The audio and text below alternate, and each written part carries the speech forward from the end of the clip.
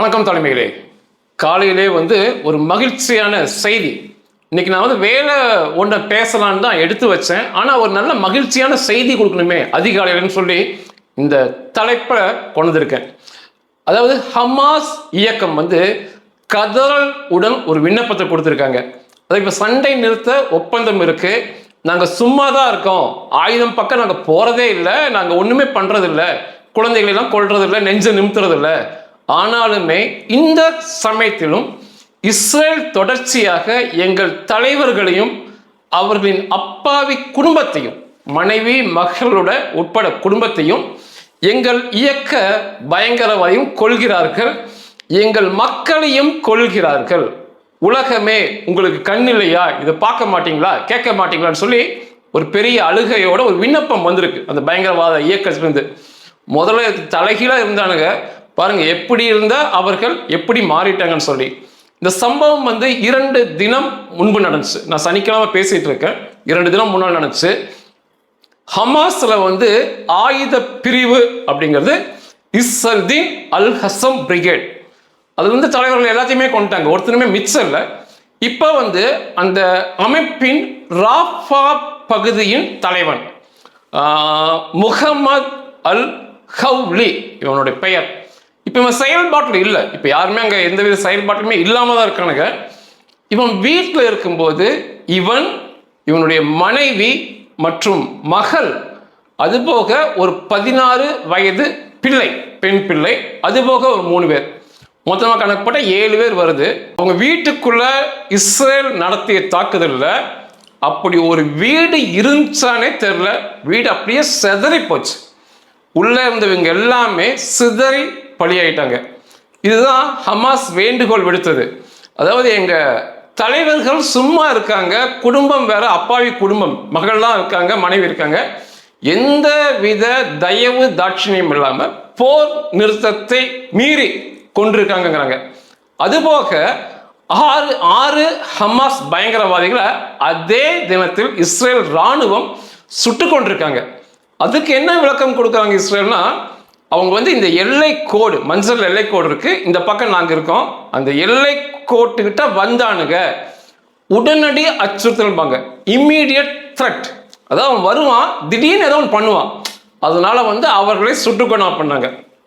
இந்த 6 பேரை சுட்டு கொண்டது கூட ஒருவித நியாயம் சொல்லலாம்.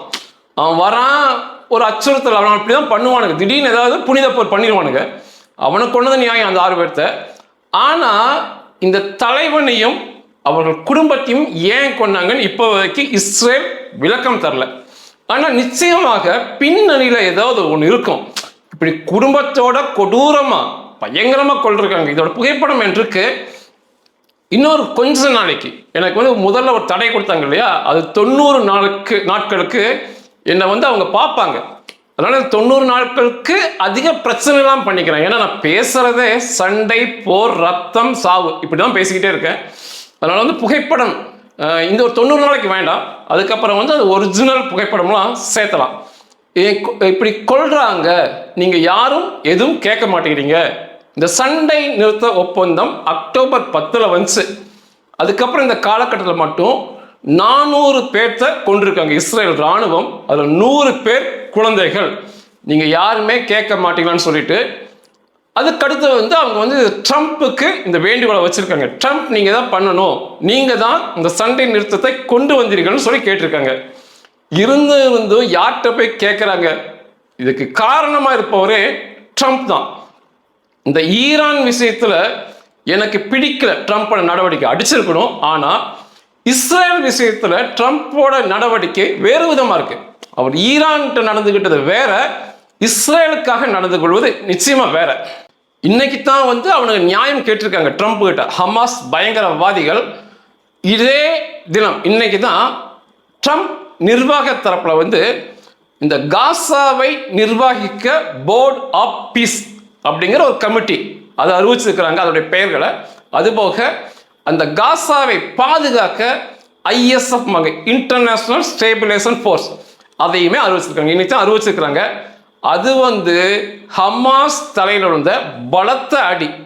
இது அவனுக்கு தெரிஞ்சிருந்தா ட்ரம்ப்புக்கு வேண்டுகோளை விடுத்திருக்க மாட்டாங்க. ஏன்னா இனிமேல் ட்ரம்ப் கொடுங்கோலன்னு சொல்லி அவனை எரிப்பானுங்க உருவ பொம்மைலாம். அந்த மாதிரி தான் அறிவிப்பு கொடுத்துருக்காங்க.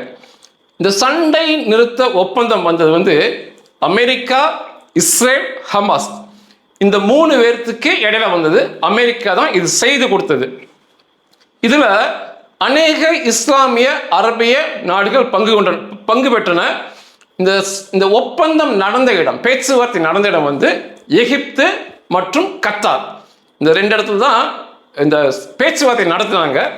இதுல இஸ்லாமிய நாடுகள் தரப்புல வந்து எகிப்து, கத்தார், சவுதி அரேபியா, துருக்கி, பாகிஸ்தான், யுனைடெட் அரபு எமிரேட் போன்ற இதை தவிர அரபு நாடுகள் இஸ்லாமிய நாடுகள் பங்கு பெற்றாங்க.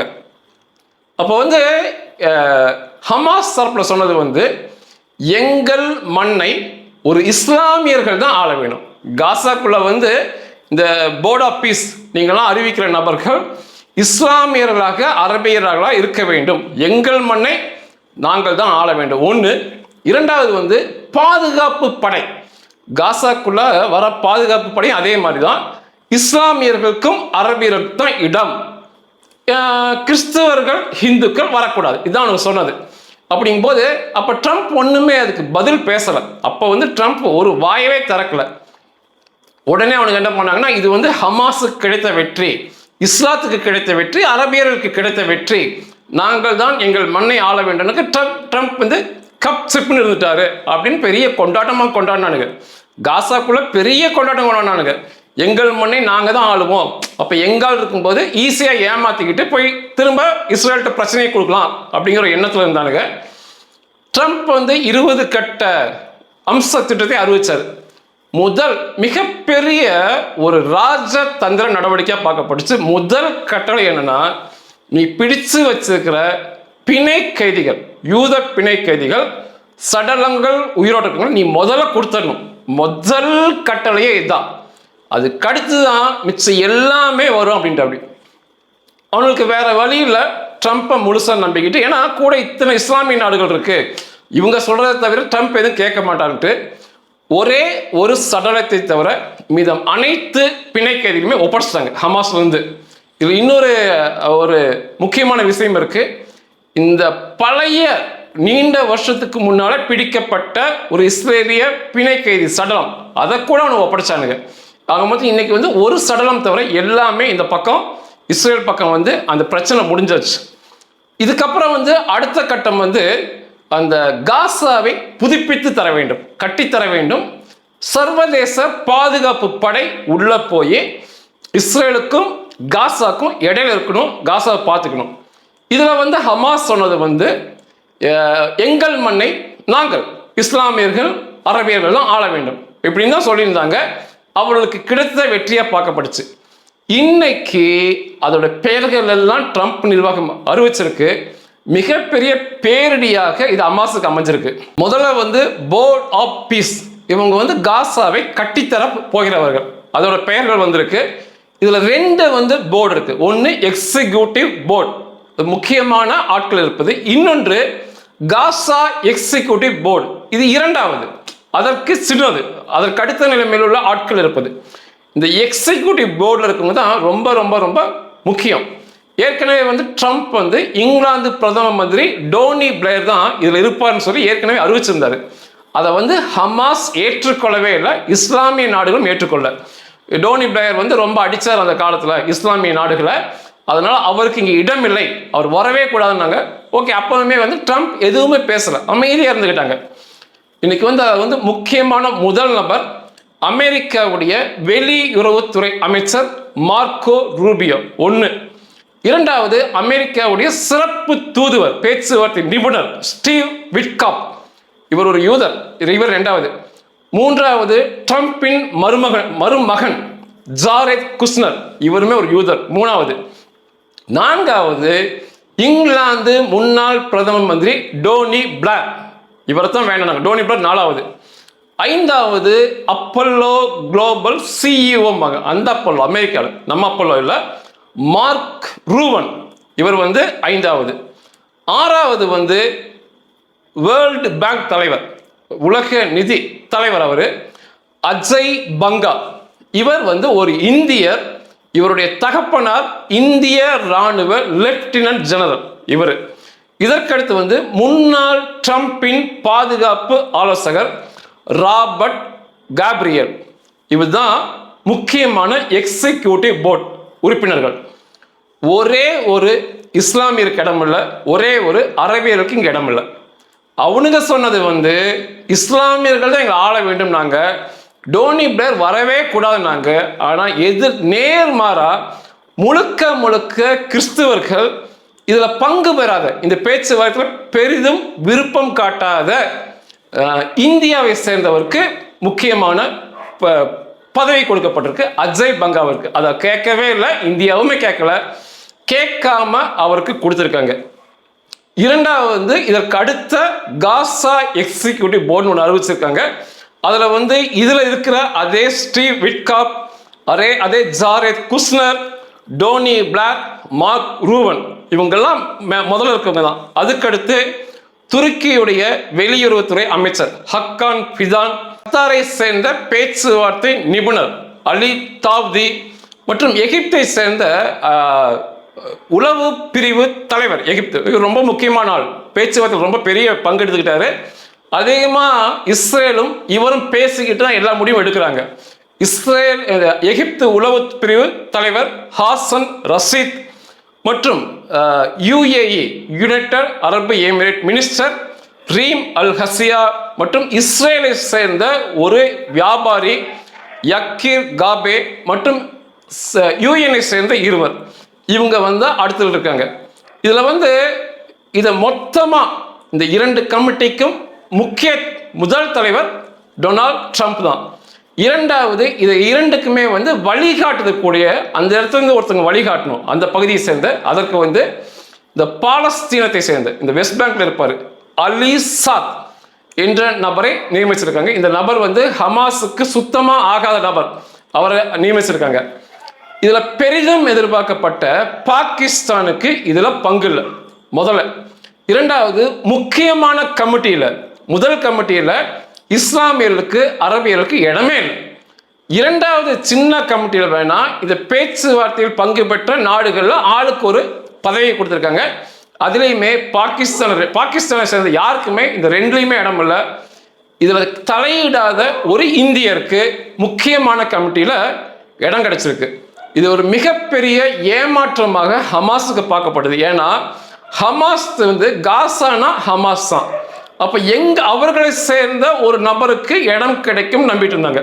குறிப்பாக வந்து இன்னைக்கு ஹமாஸ் காசாவை தாண்டி வெளியே செயல்படுற கலீல் அல் ஹையா அல்லது காலித் மாஷர், இவங்க ரெண்டு பேர்ல யாராவது ஒரு ஆளுக்கு அந்த கமிட்டியில இடம் கொடுப்பாங்கன்னு எதிர்பார்த்திருந்தாங்க. ஒரு என்ன சொல்றது, தெருநாய்க்கு இருக்கிற மதிப்பு கூட இந்த ஹமாஸ் சேர்ந்த யாருக்குமே கொடுக்கல. ஹமாஸ்னு ஒரு பேரே இங்க இல்லை, பாகிஸ்தான் பேருமே இங்க இல்லை.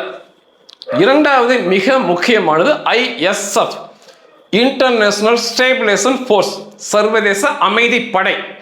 இது உள்ள வரணும்.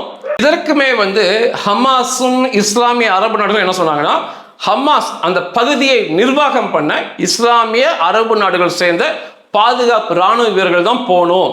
குறிப்பா பாகிஸ்தான், துருக்கி இதை போன்ற நாடுகள் நாங்கள்லாம் போவோம்னு சொல்லிட்டு இருந்தாங்க. நாங்கள் தான் தலைமை ஏற்போம், ஏன்னா அந்த மண் இஸ்லாமியர்களால் ஆளப்பட வேண்டும் சொல்லியிருந்தாங்க. அதற்கு இன்னைக்கு தலைவரை ஆரம்பிச்சிருக்காங்க, ISF உடைய தலைவர். இவர் வந்து US சென்ட்ரல் கமாண்ட் பாங்க, ஒருங்கிணைந்த கட்டளை தலைமையகம், அதுல ஸ்பெஷல் ஆபரேஷன் கமாண்டர், சிறப்பு அதிரடி நடவடிக்கையுடைய தலைவர் மேஜர் ஜெனரல் ஜாஸ்பர் ஜெஃபர்ஸ். இவர் தான் ISF ஓட தலைவர்னு சொல்லிட்டாங்க. அதாவது இங்கேயுமே வந்து இஸ்லாமியர்கள் வரணும்னு சொல்லியிருந்தாங்க. ஆனால் எந்தவித செவிசாய்ப்பும், இவர்களுடைய கோரிக்கைக்கு செவிசாய்க்காம பேரே, தலைவருடைய பேரே ரொம்ப அமர்க்கணமா இருக்கு. US central command special operation commander major general Jasper Jeffers, இவர் தான் அந்த அமைதிப்படை முழுவதுக்குமான தலைவர். இப்போ அமெரிக்கா என்ன சொல்றாங்கன்னா, பிற நாட்டு ஆட்கள்லாம் தேவையில்லை, கூடுமாடம் வரைக்கும் இந்த வெஸ்ட் பேங்க்ல இருக்கிற மேற்கு கரையில் இருக்கிற காவலர்கள், PLOல இருக்க காவலர்கள், அவங்களுக்கும் ஹமாஸுக்கு ஆகாது. முதல்ல அவர்கள் தான் அங்கே காசால இருந்தாங்க, அவர்களை விரட்டி அடித்து விட்டு தான் இந்த ஹமாஸ் அங்கே பிடிச்சாங்க. அந்த காவலர்களை நாங்கள் பயன்படுத்தி கொண்டு அமெரிக்க தலைமையில் நாங்கள் கொஞ்சம் அவங்கள பார்த்து இவனுங்களை எல்லாத்தையும் ஆயுதத்தை பிடுங்கி விடுவோம் அப்படிங்கிட்டு இருக்காங்க.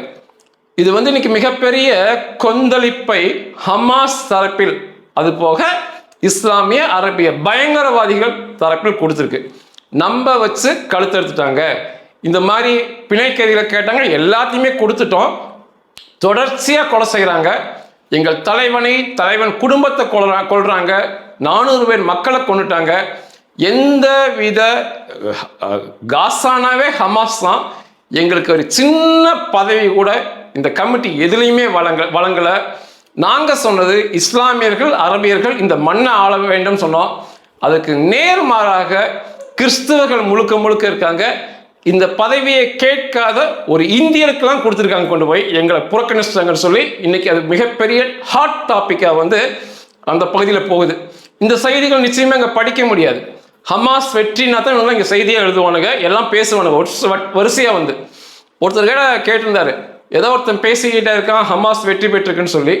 அவனுக்கு தெரிஞ்சது அவ்வளோதான். அவர்கள் பெயரை சொல்லிலாம் நான் அவங்களை பெருசுப்படுத்தி பேசவே விரும்ப மாட்டேன். இவனுங்க இங்கே உட்காந்துக்கிட்டு இதே ஹமாஸ் ஏதோ சின்ன வெற்றி பெற்றிருந்தா மிக பயங்கரமாக எழுதியிருப்பானுங்க. பாகிஸ்தானுக்கு இடம் கிடைத்து விட்டது, ஹமாஸ் வெற்றி பெற்றதும் எழுதுவானுங்க.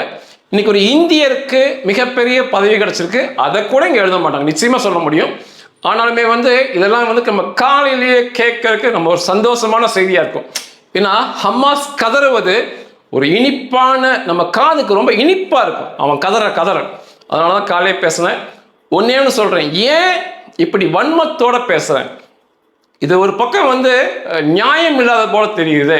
அமெரிக்கா செய்வது, இஸ்ரேல் செய்வது நியாயம் இல்லாத போல தெரியும் போது நம்ம ஏன் ஆதரித்து பேசலாம் அப்படின்னா, இதுக்கெல்லாம் காரணம் என்ன? அமைதியாக தானே அந்த மக்கள் தூங்கினாங்க. அந்த அக்டோபர் 7 தாக்குதல் அப்போ அமைதியாக தூங்கினாங்க. நள்ளிரவில் திட்டம் போட்டு சூழ்ச்சிகள் மூலமாக பன்றிகளைப் போல உள்ள இஸ்ரேலுக்குள்ள அவ்வளோ பெரிய வன்முறை வெறியாட்டாங்க. கொலைகள், பாலியல் பலாத்காரங்கள், ஆழ்கடத்தல்கள், இப்படி எதையுமே சர்வதேச விதிமுறைகளை மீறி திட்டம் போட்டு சூழ்ச்சிகளால் கழுத்தறுத்தாங்க.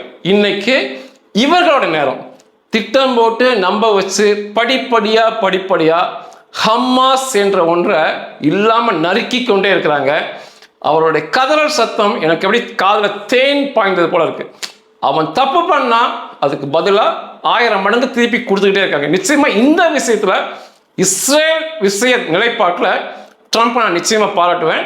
நான் ஏற்கனவே சோமாலி லேண்ட் பற்றி பேசியிருந்தேன். அங்கே புதுசாக ஒரு நாடு இந்த காசா பாலஸ்தீன மக்களை கொண்டு போய் இறக்கிடுவாங்கன்னு. நிச்சயமாக நடக்கும். இது ஒரு பக்கம் நடக்கும், இன்னொரு பக்கம் இஸ்ரேல் அதையும் செய்வார்கள். நன்றிகள்.